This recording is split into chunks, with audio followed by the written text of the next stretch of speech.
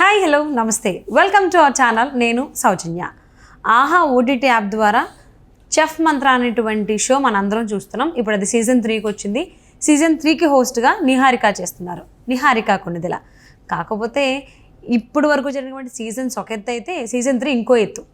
So జనరల్గా అందరూ ఏదైతే వాడుక భాషలో మాట్లాడుకుంటారో ఫ్రెండ్స్, సో ఆ కైండ్ ఆఫ్ వర్డ్స్ని ఇందులో వాడడం జరుగుతుంది. అది కొంచెం చాలా ఇబ్బందిగా ఉంటుంది అన్నమాట కొంతమందికి. ఇలా చేస్తుందంటే నిహారిక, అల్లు అరవింద్ గారు ఎందుకు ఈ రకంగా ప్రమోషన్స్ చేసుకుంటున్నారు, ఎందుకు ఇలాగా అని చెప్పేసి అని మాట్లాడుతూ ఉన్నారు.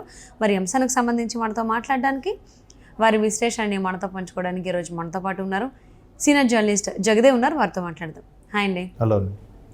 చెఫ్ మంత్ర ఇప్పుడు సీజన్ 3కి యాజ్ ఏ హోస్ట్గా నిహారిక కొణిదెల చేస్తున్నారు. బట్ కానీ సెగ్మెంట్స్ వైజ్ చూసుకుంటే ఇంతకు ముందు వరకు వచ్చినటువంటి సెగ్మెంట్స్ వేరు, ఇప్పుడు సీజన్ 3లో సెగ్మెంట్స్ వేరు. సో ప్రతి దాంట్లో డాష్ అని అనడం అన్నట్టు, అంటే తీసుకోవడమే ఫిల్ ఇన్ ద బ్లాంక్స్ లాగా అనమాట. అది చదివితే మనకి డాష్ అనే ఉంటుంది.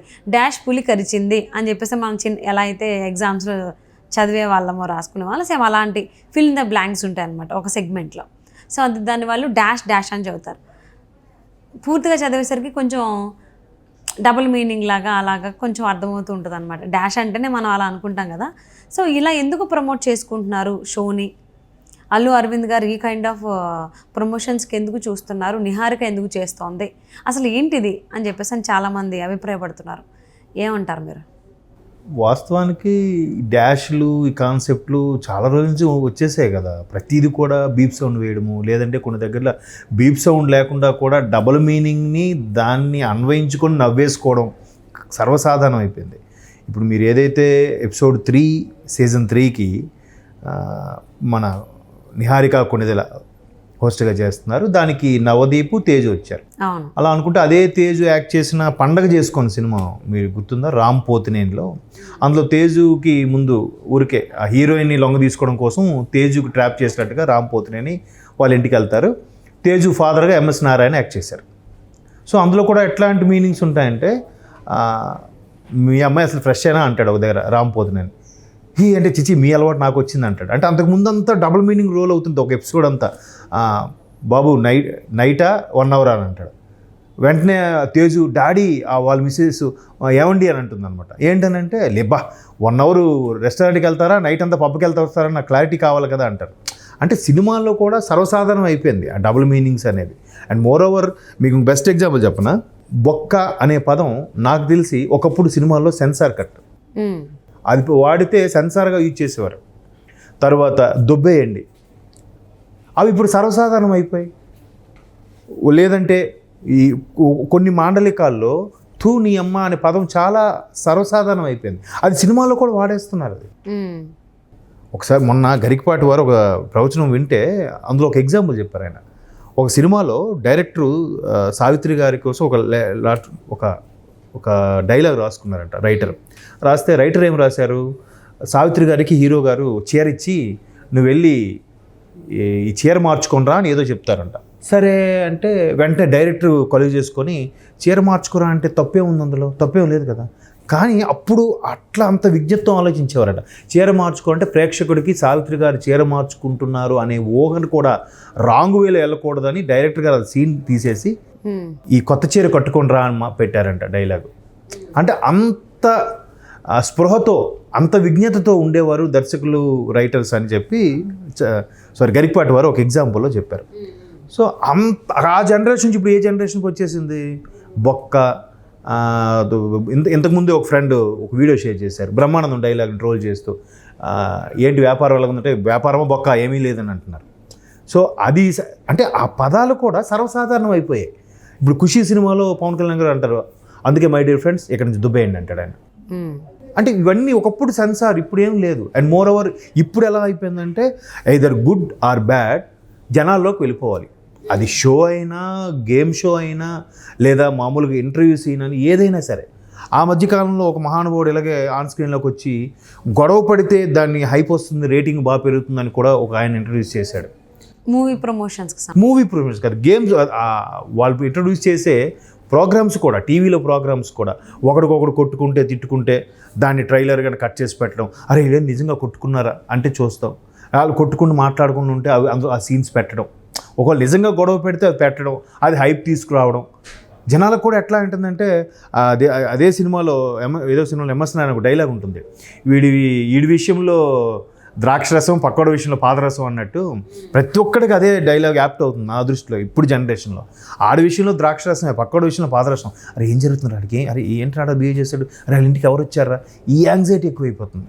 సో అలాంటి యాంగ్జైటీ ఉన్న ఇప్పుడు జనరేషన్లో ఇట్లాంటివే యాక్సెప్ట్ చేస్తున్నారు అందరూ. ఇంకో డైలాగ్ కూడా చెప్తా, పోకిరీలా అంటాడు, గాంధీ సినిమా 100 రోజులు ఆడలేదు కూడా, కడప కింగ్ అని తీస్తే మాత్రం 100 సెంటర్స్ 150 150 days 100 సెంటర్స్ అన్నట్టుగా అట్లా అయిపోయింది. కాబట్టి ట్రెండ్ తగ్గట్టు ఫాలో అయిపోవాలి. కాకపోతే మీరు ఎడిన క్వశ్చన్లో హైప్ నాకు ఎక్కడ కనిపించిందంటే, కొణిదెల ఫ్యామిలీ మెగాస్టార్ ఫ్యామిలీ నుంచి వచ్చిన ప్రిన్సెస్ కాబట్టి అమ్మాయి. సో ఆ అమ్మాయి పైగా ఒకవైపు నేము డిగ్నిటీ ఉన్న ప్రొడ్యూసర్ మన అల్లు అరవింద్ గారు. సో అటువంటి ఆయన చేసే ప్రోగ్రామ్స్ ఇంతవరకు అన్స్టాపుల్ ఎంత బ్లాక్ బస్టర్ అయిందో మనం చూసాం.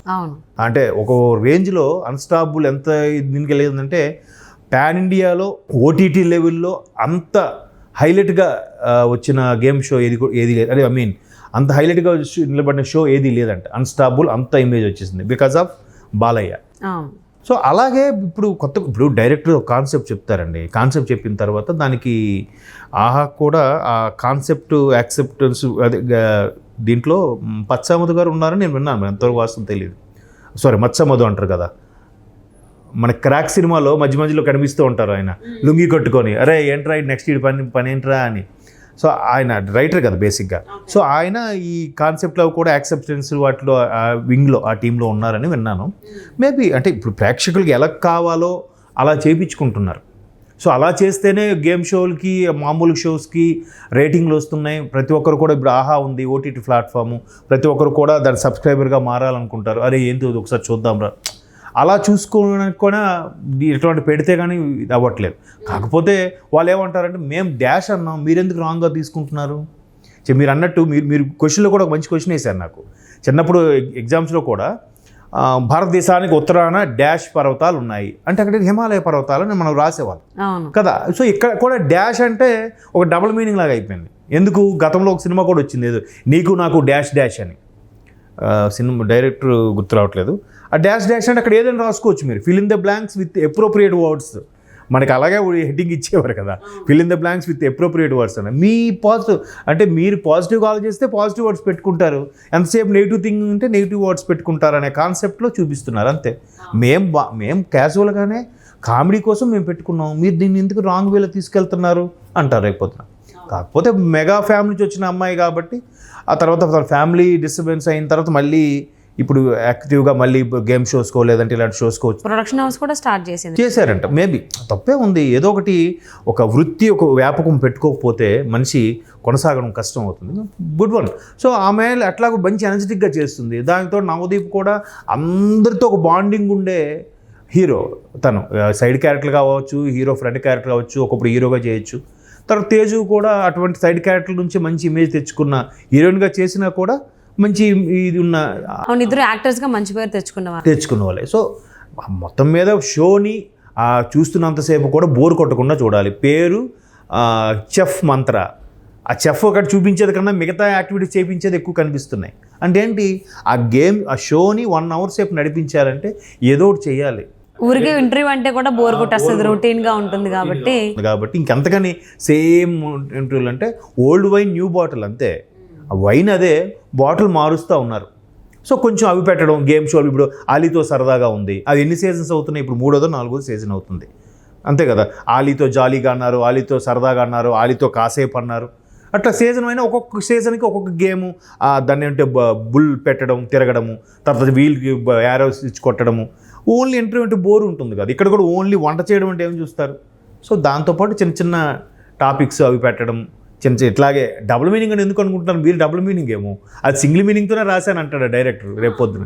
అట్లాగే ఉంటుంది కాబట్టి చెల్తా. సో అంటే అది ప్రమోషన్స్ అనుకోవాలా, లేకపోతే సరికొత్తగా ఒక ఇంటర్వ్యూని తీశారని చెప్పేసి అనుకోవాలి, వాళ్ళే చెప్పాలి. అండ్ ఆదరణ అయితే బాగానే పొందింది, ప్రజాదరణ చెఫ్ మంత్ర. సో నిహారిక కూడా మీరు అన్నట్టు యాజ్ ఏ హోస్ట్గా బాగా చేస్తున్నారు. సో బట్ మరి నెగిటివ్ కామెంట్స్ని ఆవిడ ఎలా తీసుకుంటారని చూద్దామండి. And thank you so much for spending your valuable time with Jagdev. Thank you.